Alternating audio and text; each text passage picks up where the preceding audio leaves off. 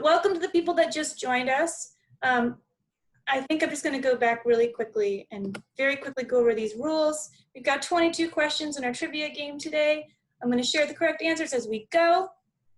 Please track how many you get right or wrong. And at the end, we're going to tally up your score and see how you've done. So it's going to be about 30 minutes. And we're just going to launch into it. Here we go. Okay, cats and ties, covered that. Moving on. All right, when was the school founded? Was it A, 1846, B, 1888, C, 1913, or D, 1922? I have a question about this question. Are you including like forerunners to the school as a part of the school? Stephanie, stop being a know-it-all. Yeah. I'm going to answer your question when I tell everybody the answer. Oh my gosh. All right. Don't listen to her. There's one answer. If you haven't already guessed it, it is officially C, 1913. The school began as the Harvard-MIT School for Health Officers. The school definitively states that 1913 is their founding year. And here's an image from the 1913 catalog, the very first catalog, September. It's so cool. It's in the archives. If you're like Stephanie and you're like, but wait, there might be this other date. What's going on with that? What I say to you is hang in there. We're going to talk about why 1922 is also a year that comes up for people when they talk about the founding of the school. But we're not going to do it yet, so hang tight. We're going to go on to question 2. What prompted the founding of the Harvard-MIT School for Health Officers? Was it A, a significant grant made to Harvard by the Rockefeller Foundation, B, an international growing interest in the study of sanitation, coupled with an interest in addressing population-based medicine, or C, someone just being clearly bored? If you answered B, you can give yourself a point. That is correct. Sanitation and population-based medicine were on the rise, and that's why we decided we needed some schools to explore them further. Now, when did Harvard and MIT first float the idea of collaborating on some kind of school? Was it A, 1636, B, 1861, C, 1870, or D, 1913? Let's walk through these numbers together to get to the right answer. A, 1636 is of course the founding of Harvard University. 1861 is the founding year of MIT. 1870 is the very first time they talked about collaborating on something together, and 1913 is when they finally did pull it off. So C is the correct answer. Here we have the Boston transcript from 1913. Harvard Tech cooperation at last. It was a very exciting time when these things finally came together. Now, question 4, who offered to foot the bill of this initial school? Was it Harvard or MIT? If you've answered Harvard, you can give yourself a point. That is correct. We won't stay too long on that, but it's true. Harvard did offer to foot the bill. Let's move on to true or false for question 5. The Harvard-MIT School for Health Officers is the first and oldest public health school in the world. If you've answered false, you would be correct. Here we have this Boston Daily Globe. The mass scientists, though perhaps no quicker to perceive the great opportunities for an institution of this sort, have outstripped all others in their efforts to establish a school, blah, blah, blah. So not the first in the world, but doing a really great job. So this sort of leads you to the next question, which is it the first in the United States? Now you'll notice that this doesn't have a number next to it. It is not an official trivia question because the answer is more about interpretation than anything else. Harvard claims to be, let me put it here. So in 2013, David Hunter and Julio Frank, our deans at the time, wrote this opinion piece in JAMA where they stated the claim that they were the first professional public health training program in America. I am reading this off a sheet of paper because I want to make sure I get the semantics correct. So the first professional public health training program in America. Johns Hopkins, by comparison, claims to be the first independent graduate school of public health. So they were founded in 1916. Clear as mud? Won't linger on it, just something to be aware of. Okay, let's move on to these dapper gentlemen. Who are they? Are they A, the three founders of the Harvard MIT Mustache Club? B, the three founders of the Handlebar Mustache Club of the UK? Or C, the three founders of the Harvard MIT School for Health Officers? Kind of a leading question. Clearly, the answer, once I get my mouse back, is C. They are the three founders of the Harvard MIT School for Health Officers. And let's talk through them, shall we? Starting from left to right. On the left, we have George Whipple. This gentleman is from Harvard University's Cambridge campus. He taught courses in sanitary engineering, and he was previously employed by MIT. William Sedgwick is in the middle. He was a popular assistant professor of biology at MIT and a key faculty member working with students on problems like typhoid and water purification in the Massachusetts mill towns. He had been teaching applied biology and chemistry since 1883 at MIT, so he's been there a while. And then, of course, next to him is Milton Rosenau. He directed the Department of Preventative Medicine and Hygiene at the Harvard Medical School. And he was intending to train, quote, health officers of various sorts. He even offered a doctorate in public health before the school was founded. And if you ever hang out in the Kresge Cafe, you'll notice that that atrium is named after him because of his important contributions to the founding of the school. Now, that all said, all three of these gentlemen played a pretty intense role, quite equally, because the presidents of Harvard and MIT didn't really get involved, not with the details or with the bigger picture. They left the functioning and design up to these three guys. That's partly because it was new turf. But we can move on from that, but even before we move on from this, I feel like it would be amiss if I didn't ask another follow-up question about their mustaches, because there are three incredible examples of mustaches going on in this picture. And because we have the magic of Zoom, I can actually launch a poll.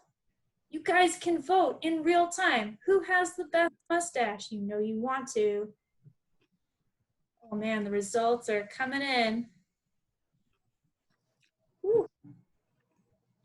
Man, it looks like William Sedgwick. You know what? I agree. It's incredible. Okay. Thanks for humoring me on that one. Here's the results, just in case you didn't believe me. Okay, I did it. I did a Zoom poll. Woo!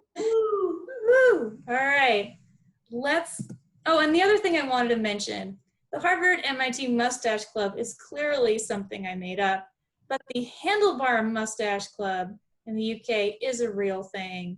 It's been around since the 40s. They're amazing mustaches. You can check that out on your own time. Okay, let's check in. Woo, we've made it through. At this point, if you've got 6 points, you have a perfect score. We're gonna keep going so you can keep getting more points. All right, question 7. What certification did graduates of the new Harvard MIT school receive? Was it A, a medical degree, B, a degree in public health, C, a certificate in public health, or D, high fives? If you answered C, you can give yourself a point. This is a brand new school with a sort of made up piece of paper from 2 different institutions. It was both presidents. Okay, so it was signed by both presidents.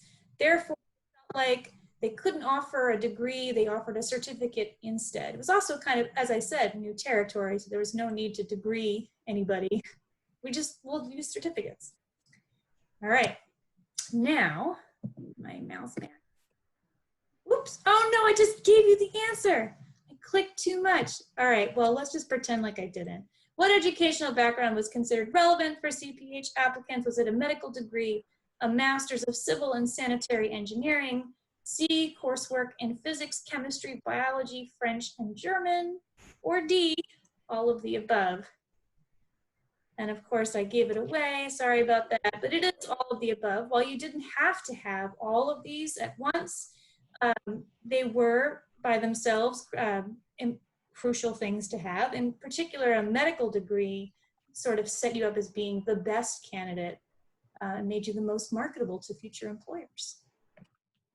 Now, where were classes held? Was it A, Harvard, B, MIT, C, both Harvard and MIT, or D, both Harvard and MIT, plus some practical experience in the city, state, or elsewhere, plus some additional considerations if you were a lady? If you answered D, you can give yourself a point. Here we have a photograph of William Sedgwick, one of the founders, conducting a lecture at MIT pre-1922, so part of this early school. And actually, you can see in the front, I don't think it's a man bun. I'm pretty sure that's a lady. So women were in the school, but if you took classes, there were some required classes you needed to take in order to get your CPH, and they might be offered at Harvard University, in which case women were not allowed to take them. They had to go elsewhere, whether it was Radcliffe or somewhere else. So you maybe needed to trek a bit further to fulfill your core requirements. Sorry, ladies. While we are on the subject of ladies, let's keep going. True or false, the Harvard-MIT School for Health Officers was the first school at Harvard to credential women on the same basis as men. You answered true, you would be correct. So here we have the class of 1917. You can see the three founders of the school seated in the front row. And on the right of them, we have a lady. This is Linda Frances James, later Bennett. She earned her CPH in 1917. She had a really cool professional life and personal life. I've met one of her descendants. She's just so awesome. I'm not going to talk about her too much, but rather just on women being at the school. So it was a collaboration between Harvard and MIT. MIT was a little more lax about having women than Harvard was, but Harvard felt like since they weren't granting degrees, they were offering this certificate, they could be more lenient about their policies on women at the School of Public Health. So before Harvard can pat itself on the back about being, well, at least the School of Public Health being the first school to credential women on the same basis as men, it's really about MIT. Thanks. Okay, let's move on. Question 11. As the school matured, which of the following happened? A, it decreased its course offerings. B, enrollment rose from an initial class of 8 to 36 students in 1922. C, the school changed its name from School of Health Officers to School of Public Health. Or D, all of the above. I think I'm getting a little predictable. It's D, again, all of the above, and let's talk through this just a little bit.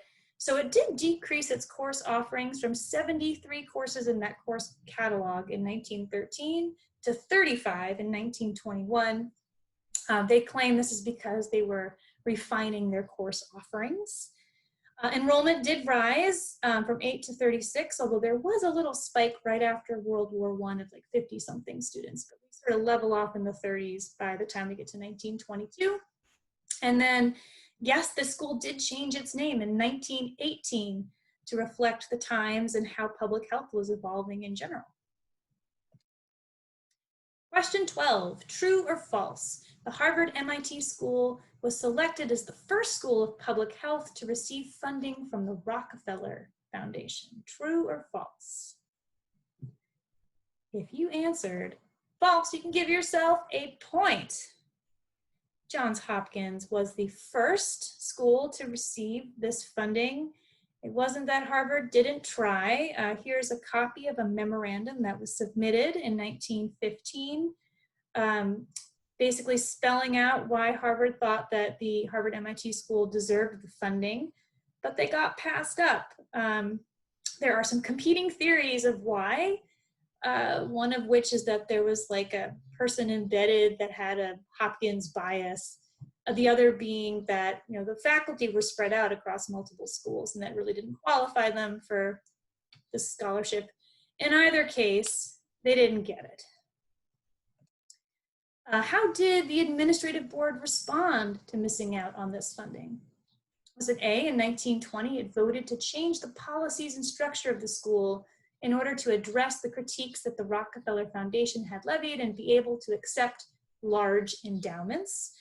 B, they distributed false information to the press to smear the foundation's reputation? Or C, nothing, it was just business as usual? If you answered A, you can give yourself a point. It did take the critiques that were offered by the foundation quite seriously and worked towards making those changes. So when did the school finally receive funding from the Rockefeller Foundation? Was it A, 1916, B, 1922, C, 1945, or D, trick question? It never happened. If you guessed B, you would be correct. Here we have a news clipping from the New York Times in 1921. Rockefeller gave 1.7 million, and for folks who want to know what that means, that's the equivalent of $27 million in 2020 monies. So that's a lot of money. At this point, MIT says, you're doing such a good job, Harvard. It's not quite our thing. We're peacing out. So long, thanks for all the fish. And we become the Harvard School of Public Health for the 1922 course catalog and of course the name of the school. Hooray! It's a big milestone. All right, let's check in on how everybody's doing. If you have 14 points, you've got a perfect score. How about that? And I know we're gonna get to the 22 questions, but we're gonna do it in a totally different way. This is gonna be a rapid opportunity to earn a bunch of points really quickly. Okay. I don't know if folks are familiar with this show on Netflix called Billy on the Street. This guy is terrifying and very funny. He comes up to people on the streets of New York City. He asks them intense questions very, very quickly. We're going to adopt one of his games, which I am going to be calling Changed or Stayed the Same. I'm going to ask you a bunch of things really quickly, and it's your job to say in your head whether you think they've changed or stayed the same. If you get it right, you give yourself a point for each one of those questions.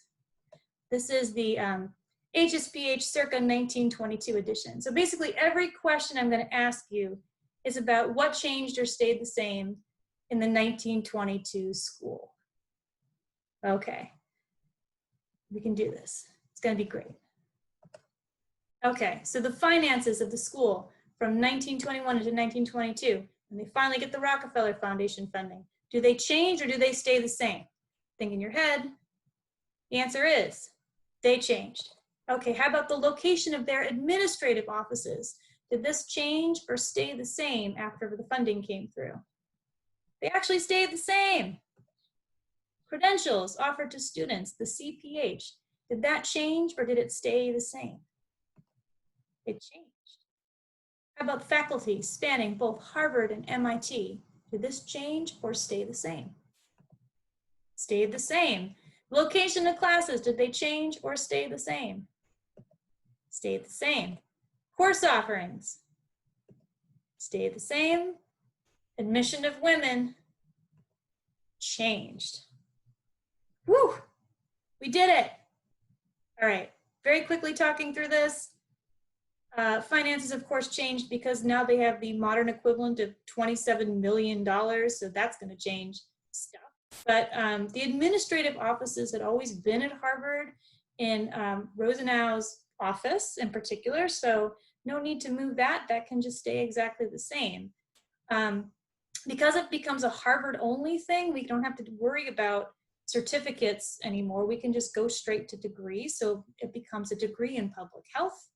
But the faculty in the 1922 school still were the same. So we have people at Harvard and we have people at MIT, and students are still traversing the city. And because of that, the course offerings are staying the same. Fortunately for women, because we move away from the CPH, they are no longer admitted to the school for another period of time, but they come back eventually. I will say that the funding allowed the school to purchase a home for the first time. So in 1922, they buy 55 Shattuck Street. This was an old infant hospital. You'll notice in the background, there's a building that maybe looks familiar if your memory isn't too foggy from all this COVID stuff. That's Gordon Hall. And you might say to yourself, wow, have I walked by this building? I don't remember seeing it. And that's because right now it's a hole in the ground. In the 1960s, the School of Public Health sold the building to Boston Children's, and they moved into the Kresge building, which is of course right next to the Countway. It's going to be rebuilt to some big fancy new building. And I guess the exterior had been designated as a historic landmark, so maybe that will be rebuilt, but we'll see. We'll see what this looks like. Okay. So let's talk a tiny bit about the news headlines that are going out at this point in time. You'll see there's a lot of press, particularly mention of the word new. It's a new school of public health. Harvard's new department, an excellent general course for the training of public health officers. The work was hampered by lack of adequate funds. The new school will provide opportunities for research. So you might be saying to yourself, wait a minute, we just talked in that Billy on the Street thing about how many things were basically kind of the same in 1922. So why are they making such a big deal initially about it being a completely new school? The answer to this is a little sticky because it just boils down to the fact that when you give someone the modern equivalent of $27 million, you want to think that the thing that they're doing is a new thing. But the founders of the school felt pretty strongly that it wasn't. So our last question is about what steps the administrative board took to make sure that the historical record would maintain that the newly funded school was not in fact new. So which one of these is correct? Is it A, that they set aside $1,000, the modern equivalent of $15,000, to create plaques on the history of the school? B, they commissioned 2 copies of the administrative board's minutes to be printed and placed in the archives of both Harvard and MIT. C, they send a brief written history of the school to the presidents of Harvard and MIT, as well as the editor of the Harvard Alumni Bulletin and the editor of the Tech Review. Or D, all of the above.